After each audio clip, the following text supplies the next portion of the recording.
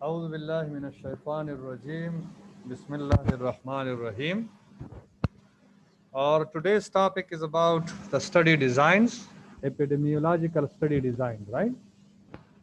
And these are the objectives.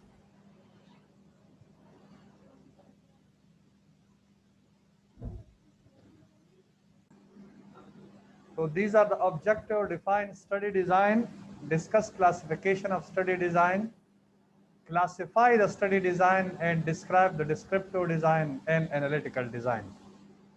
So we will be discussing mostly these two major types, the descriptive and analytical designs. Right, Jay. So what is a study design? A set of defined steps required to carry out research on a problem under study. The design will define how study subjects are selected, method of sample estimation, procedure of data collection, procedure of data analysis, and types of statistical tests required. What type of statistical test will be required in a particular study design or research. ये है study design का मतलब ये है कि research के शुरू होने से लेकर आखिर तक जितने भी स्टेप्स हैं उनको हम स्टडी डिजाइन कहते हैं। शुरू से लेकर आखिर तक जितने स्टेप से आप रिसर्च से गुजरते हैं तो हर एक step from the very first step choosing the research topic or formulating the title, then making your proposal, developing your questionnaire, and then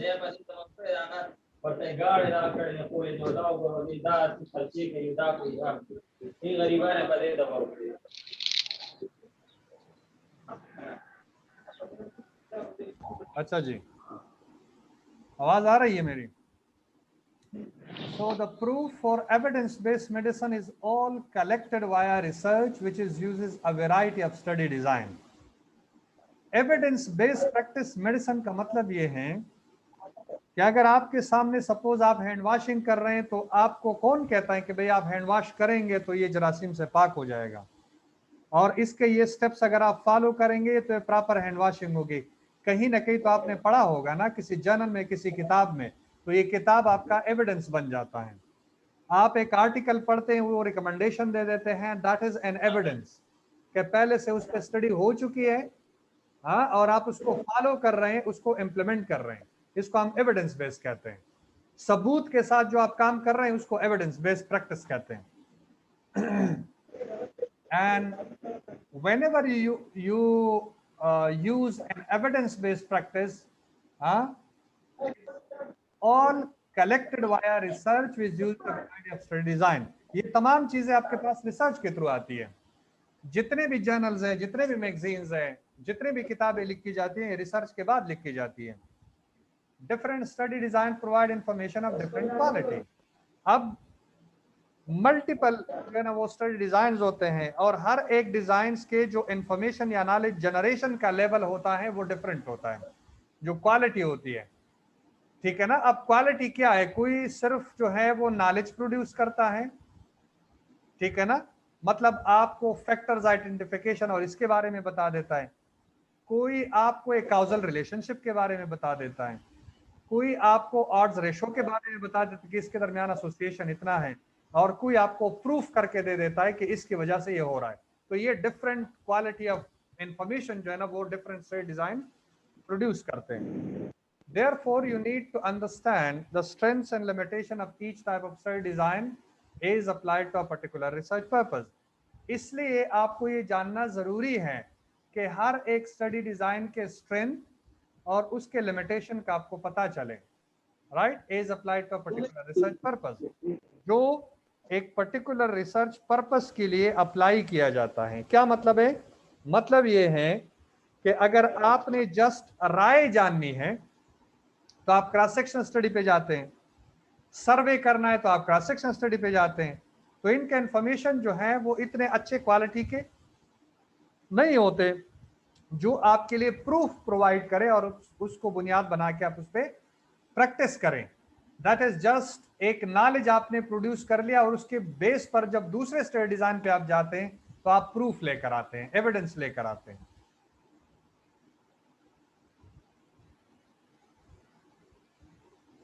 ये जो है क्लासिफिकेशन है, जो WHO वाला क्लासिफिकेशन है स्टडी डिजाइन्स का, या इसको हम स्टडी टाइप्स भी कह सकते हैं। Rather then study design, it's a study type. एक डिस्क्रिप्टिव रिसर्च है, एक एनालिटिकल रिसर्च है। डिस्क्रिप्टिव रिसर्च का मतलब ये है कि जो भी सैंपल्स आप लेते हैं, आप ये डिस्क्राइब कर देते हैं, डिस्क्रिप्शन कर देता है, फला जगह पे आप गए, ये चीजें पाई गई, ये एनवायरमेंट गंदा था, ये पोल्यूटेड था, या व्हाटएवर, इतने लोग बीमार थे, इतने बीमार नहीं, तो ये आप डिस्क्राइब कर रहे हैं, ठीक है ना, किसी भी सिचुएशन को आप डिस्क्राइब कर रहे हैं। एनालिटिकल रिसर्च का मतलब है कि इसमें कोई हाइपोथेसिस आपने बनाया हुआ और उस हाइपोथेसिस को आप टेस्ट कर रहे हैं, तो एनालिटिकल रिसर्च है। अब डिस्क्रिप्टिव रिसर्च में फर्दर ये टाइप्स हैं। एक पॉपुलेशन बेस्ड स्टडी जिसको इकोलॉजिकल या कोरिलेशनल स्टडी कहते हैं, और एक इंडिविजुअल बेस्ड स्टडी है जिसमें केस रिपोर्टिंग है, सीरीज है और क्रॉस सेक्शनल सर्वेज है, ये इनमें शामिल है। तो ये डिस्क्रिप्टिव रिसर्च है। अब पॉपुलेशन बेस्ड या इकोलॉजिकल कोरिलेशन स्टडीज को वन बाय वन आप इसको हम डिस्कस करते हैं, आगे जाते हैं।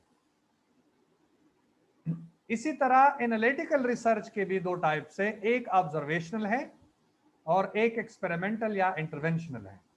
ऑब्जर्वेशनल वो स्टडी है जिसमें इवन दो आप हाइपोथेसिस को भी टेस्ट करते हैं लेकिन कोई इंटरवेंशन नहीं करते।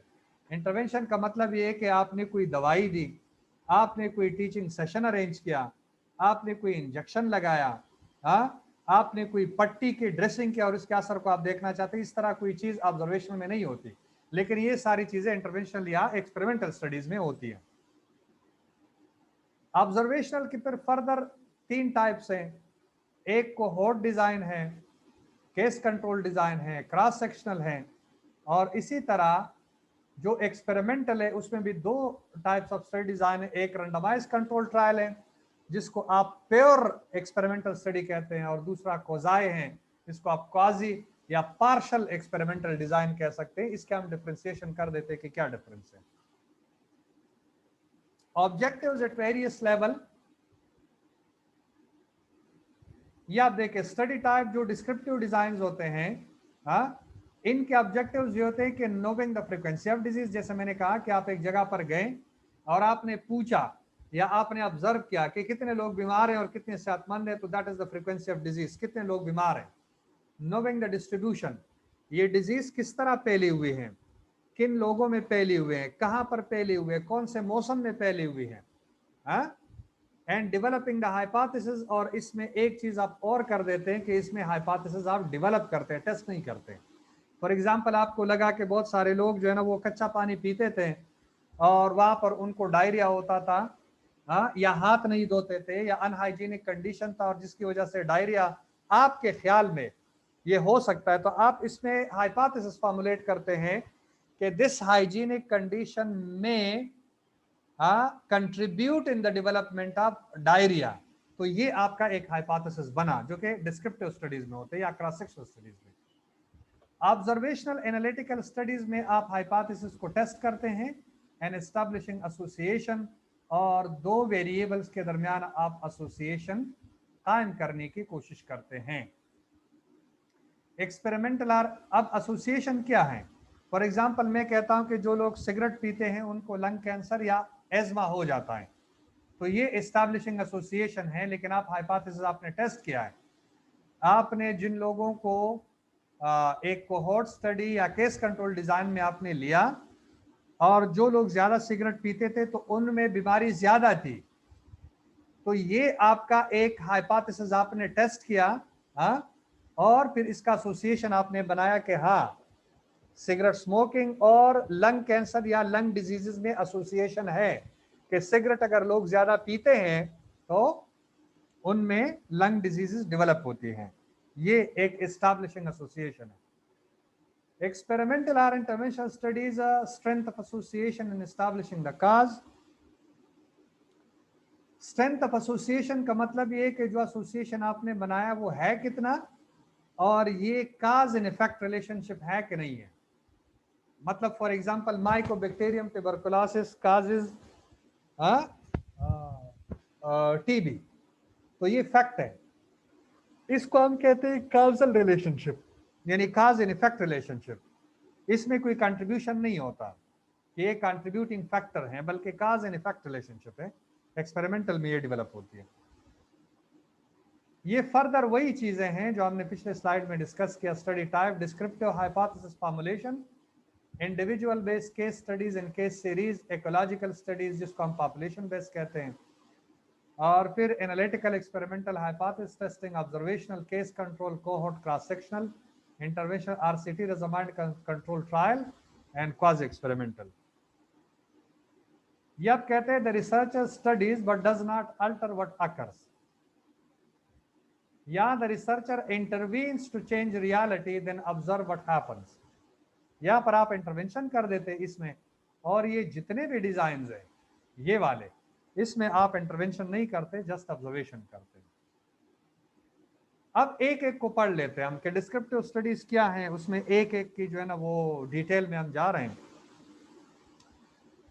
तो descriptive studies only do not examine association between exposure and health outcome.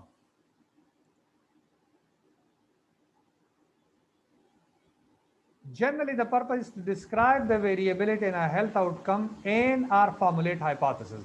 इसका जो मकसद होता है कि पूरा जो हेल्थ आउटकम है वो कैसा है, मतलब लोग कितने बीमार हैं और कितने सेहतमंद है। पॉपुलेशन में ज्यादा बीमार लोग हैं या ज्यादा सेहतमंद, ये आपको बता देता है, और हाइपोथेसिस फॉर्मुलेशन में जो है ये मदद देते हैं। A descriptive study involved describing the characteristic of a particular situation, event or case.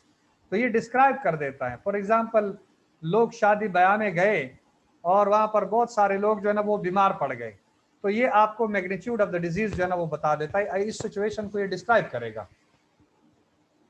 Descriptive studies can be carried out on a small और लार्ज स्केल। आप 50 के सैंपल से लेकर हजारों लाखों के सैंपल पे जा सकते हैं, हजारों के सैंपल पे।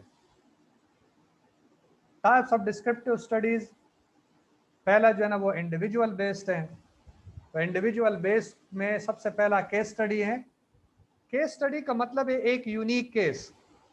केस स्टडी जो कोविड-19 पहले यहां पर आया, जिस किसी को नहीं पता था, और इनके जो साइन सिम्टम थे वो आपने आइडेंटिफाई कर लिए कि ये साइन सिम्टम एक डिजीज है जिसमें ये साइन सिम्टम है।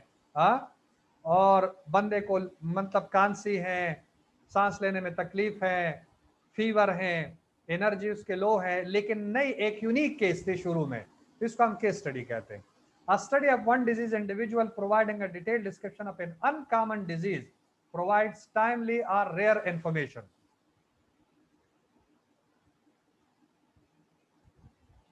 Right, जी। और a single patient clinical history is described in detail and then discussed in relation to the literature. Almost always are a rare, unusual or atypical case.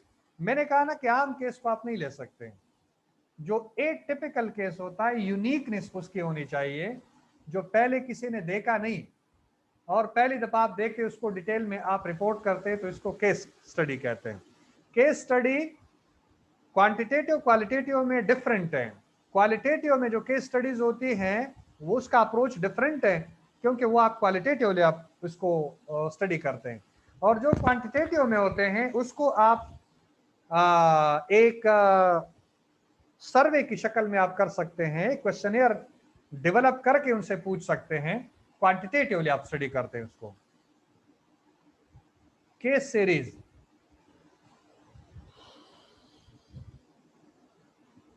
Case series भी unique cases हैं लेकिन multiple cases हैं। For example, शुरू में कोविड-19 का पहला case आया, उसके बाद 1 2 3 सेवरल केसेस आ गए, 3 से लेकर 7 तक केसेस आ गए, और आपने उनको उनके साइंस सिम्टम वो आपने डिटेल में रिपोर्ट किए। एक इंडिविजुअल से हट के कई इंडिविजुअल का, डिजीज एक है लेकिन मल्टीपल लोग इन्वॉल्व है, तो इसको केस सीरीज कहते हैं। तो study of multiple occurrences of unusual cases that have similar characteristic. Investigator can calculate the frequency of symptom or characteristic of people with the disease. Results may generate causal hypothesis neither a case study nor a case series including a comparison group. ये जो है result में generate causal hypothesis, hypothesis generate करने के लिए, test करने के लिए नहीं. Neither a case study nor a case series include a comparison group, इसमें कोई कंपैरिजन ग्रुप नहीं होता. अच्छा जी, case report one case of unusual finding and case series multiple cases of finding with a similar disease. अच्छा जी, अब cross sectional surveys हैं. क्रॉस सेक्शनल सर्वे का मतलब है कि कोई कंपैरिजन ग्रुप नहीं है. आप एक कम्युनिटी में या कॉलेज में वहां पर आप गए और एक क्लास से आपने डेटा कलेक्ट कर लिया कि कोई भी आपका रिसर्च टॉपिक है. फॉर एग्जांपल आप प्रेवलेंस ऑफ स्मोकिंग देख रहे हैं, प्रेवलेंस ऑफ डायरिया देख रहे हैं, प्रेवलेंस ऑफ नमूनिया देख रहे हैं, किसी भी चीज का आप प्रेवलेंस देख रहे हैं, लेकिन किसी एक ग्रुप में आप देख रहे हैं, आपने क्वेश्चन डेवलप किया है और उनसे पूछ रहे हैं. ठीक है ना, 50 का सैंपल है, 100 का है, 200 का है, depends upon your calculated sample. ठीक है जी, और वो आप कंप्लीट करके लेकर आते हैं, फिर उनके कैरेक्टरिस्टिक आप डिस्क्राइब कर देते हैं कि इतने लोग ये करते थे, इतने नहीं करते, एज इतनी थी, फीमेल इतने थे, मेल इतने थे. इसको हम क्रॉस सेक्शनल सर्विस कहते हैं. इकोलॉजिकल स्टडी जो है वो ग्रुप स्टडी को कहते हैं. ग्रुप पॉपुलेशन जिसको आप कहते हैं ना, पूरे पॉपुलेशन को आप यूनिट के तौर पर करते हैं, इंडिविजुअल को नहीं. वहां पर आप क्या कहते हैं, एक एक इंडिविजुअल को आप देखते हैं. यहां पर एक एक इंडिविजुअल का पूरे पॉपुलेशन को यूनिट ऑफ एनालिसिस के तौर पर कहते हैं. फॉर एग्जांपल आप कहते हैं कि हयाताबाद की पूरी पॉपुलेशन जो इंडस्ट्रीज को एक्सपोज है, आया पोल्यूशन का इन तमाम पॉपुलेशन पे क्या असर है. तो आप इन पूरे पॉपुलेशन को as a unit of analysis लेते हैं rather than individual. So an ecological study focuses on group of people rather than individual as the unit of analysis. The variable include measurement taken at the group level, for example, infant mortality rates of different countries. ये इसके एक example है.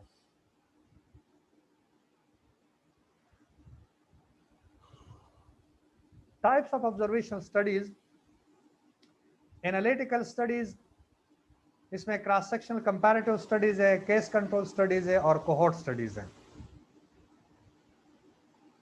Analytical या intervention non interventional studies भी इसको कहते हैं, यही case control and cohort studies. Time is the key. अब टाइम इज द की का क्या मतलब है कि जब भी आप किसी डिजाइन को डिफरेंशिएट करते हैं तो उसमें यह देखते हैं कि टाइम का जो सीक्वेंस है वो किस तरफ है. यानी एक ही वक्त में डेटा कलेक्ट करते हैं, आप रिट्रोस्पेक्टिवली जाते हैं, पिछले पास्ट में जाते हैं या आगे की तरफ जाते हैं. ये इसलिए टाइम इज द की इसको कहते हैं.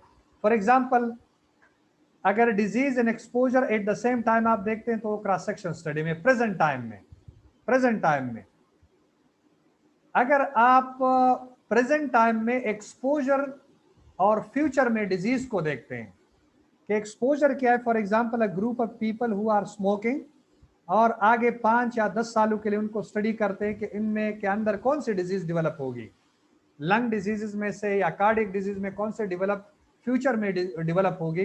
तो ये आप कोहोर्ट में देखते हैं. तो टाइम कैसे होता है कि प्रेजेंट से लेकर फ्यूचर की तरफ आप जाते हैं और सालों तक उनको स्टडी करते हैं. साल जो है वो टाइम है. इसी तरह केस कंट्रोल में आप क्या करते हैं कि प्रेजेंट आपका डिजीज होता है, यहां पर प्रेजेंट एक्सपोजर होता है. आपने एक ग्रुप लिया है फॉर एग्जांपल मायोकार्डियल इंफार्क्शन या डायबिटीज मेलाइटस का 100 लोगों के लिए, 50 लोगों के लिए, और उनके पास्ट एक्सपोजर को देखते हैं कि इन लोगों को अपनी पिछली जिंदगी में किन किन फैक्टर्स का एक्सपोजर हुआ. तो आप एक क्वेश्चनियर के थ्रू उनसे पूछते हैं कि अच्छा खानदान में ये बीमारी किसी को थी कि नहीं थी. अच्छा जी, आप सिगरेट पीते थे कि नहीं पीते थे, आप किसी पोल्यूटेड एनवायरनमेंट में इससे पहले रहते थे कि नहीं रहते थे. इस तरह के क्वेश्चन आप केस कंट्रोल में पूछते हैं. तो ये प्रेजेंट से पास्ट की तरफ जाता है. तो टाइम इज द की इसको कहते हैं. Design of a cross section study, पहले आप क्या करेंगे कि आइडेंटिफाई करेंगे subjects from the population. Population से आप सब्जेक्ट को आइडेंटिफाई करेंगे. ठीक है जी. फिर क्या करेंगे, data taken at the same time. फिर आप डेटा लेंगे, इन तमाम जो लोग 200 हैं, 300, इनसे आप डेटा लेंगे. डेटा जब वो आपको देगा तो क्या हो जाएगा, risk factor and disease present. कई लोग ऐसे होंगे कि जो सिगरेट भी पीते होंगे और उनको सीओपीडी भी होगा, लंग डिजीज भी होगा, इन दोनों के साथ आपके पास आएंगे। आप इसको आइडेंटिफाई करेंगे अपने सैंपल में, no risk factor but disease present. एक ग्रुप ऐसा होगा कि वो सिगरेट तो नहीं पीते होंगे लेकिन उनमें लंग का कोई डिजीज होगा। तीसरी पॉसिबिलिटी ये है कि risk factor but no disease, cigarette पीते होंगे लेकिन डिजीज नहीं होगा। और एक चौथा ग्रुप ऐसा आएगा कि जिसमें no risk factor and no disease, ना वो सिगरेट पीते और ना उनको लंग का कोई डिजीज है। ये 4 पॉसिबल ग्रुप आपके पास एक ही सैंपल से बन सकते हैं। ठीक है जी। आप जब डेटा ले रहे होते हैं तो ये पॉसिबल 4 ग्रुप्स आपके पास बन सकते हैं, ये पॉसिबिलिटी है। Cross sectional study, a cross section study measure the prevalence of health outcomes or determinants of health or both in a population at point in time or over a short period of time। short period of time का मतलब ये है कि 1 महीने के अंदर अंदर आपने डेटा कलेक्ट कर लिया, आज गए 3 दिनों के अंदर आपने कलेक्ट कर लिया, सालों और इसका इंतजार आप नहीं करते, बल्कि डेज के अंदर अंदर आप डेटा कलेक्ट करते हैं। तो ये क्रॉस सेक्शन स्टडी का खासा है। Cross section study information is collected from each subject at one point of time, used to provide a snapshot of population at point in time. The main outcome measure is prevalence, limited to the measurement of risk factor and outcome at one simultaneous point in time। जब आप किसी के पास जाते हैं तो दो चीजें, risk factor को आइडेंटिफाई करना और लोगों में डिजीज के प्रेवलेंस को देखना कि कितने लोग बीमार हैं, क्या क्या रिस्क फैक्टर हैं और कितने लोग बीमार हैं।